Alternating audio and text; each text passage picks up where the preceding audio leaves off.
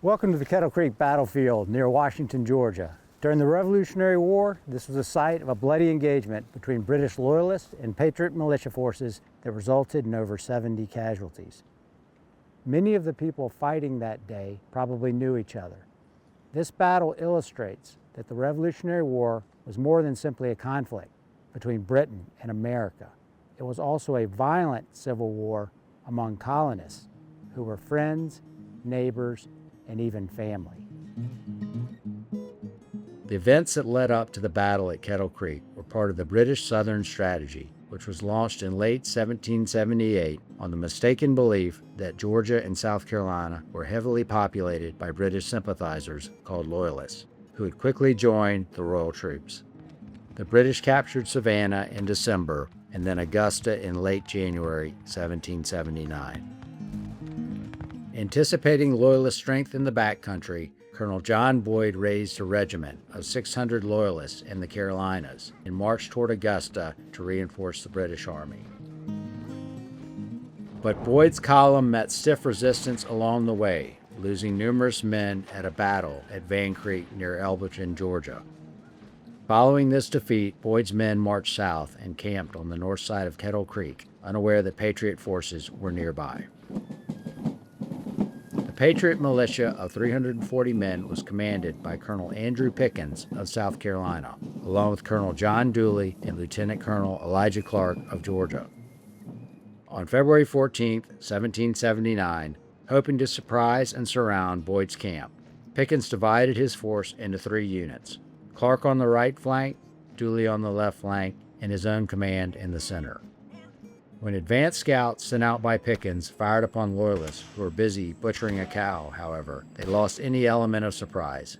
Hearing the musket fire, Boyd, accompanied by approximately 50 men, took cover behind a fence and fallen trees, where they subsequently fired upon the advancing Patriot center column led by Pickens. During the return fire, Boyd was mortally wounded. With the loss of their commander, the Loyalists fell back and were forced to surrender when they became entrapped in dense cane thickets along the creek and the steep slope of what is now known as War Hill. As Boyd lay mortally wounded, another 300 Loyalists who were camped on the south side of Kettle Creek under the command of Major John Spurgeon heard the musket fire and attempted to cross the creek to come to his aid. Elijah Clark, with only 40 men, attacked this group from the right and drove Spurgeon and his men back across the creek and off War Hill. Clark fought valiantly during the battle and had his horse shot out from under him.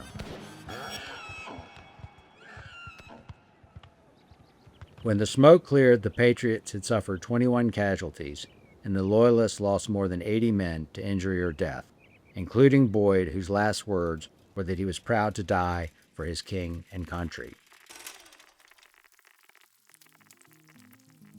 The Loyalist defeat at Kettle Creek exposed the flawed British belief that they could win the war with a counter-revolution of loyal Americans in the South. For the Patriots, it was a major backcountry victory in Georgia that bolstered their confidence and contributed to the British evacuation of Augusta the same day. But the Kettle Creek story did not end in 1779. For over a century, the battlefield remained largely unprotected.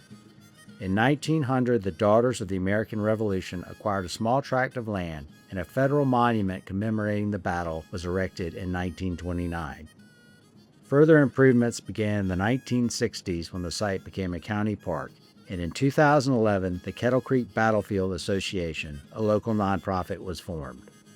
Working with other organizations, the group raised the funds to acquire several hundred acres, creating the 400-acre recreational area that exists today, saving the battlefield from development.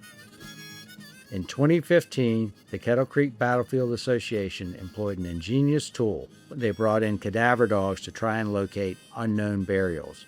These dogs, trained to detect the scent of human remains, identified several potential burial sites that were later confirmed with archaeological investigation that revealed anomalies consistent with shallow graves and even traces of mitochondrial DNA in the soil where the remains of Patriot and Loyalist soldiers now lie.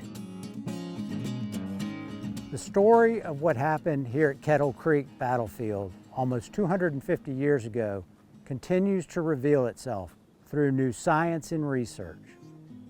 Today, it is a hallowed ground of the Loyalists and Patriots who laid down their lives for their beliefs.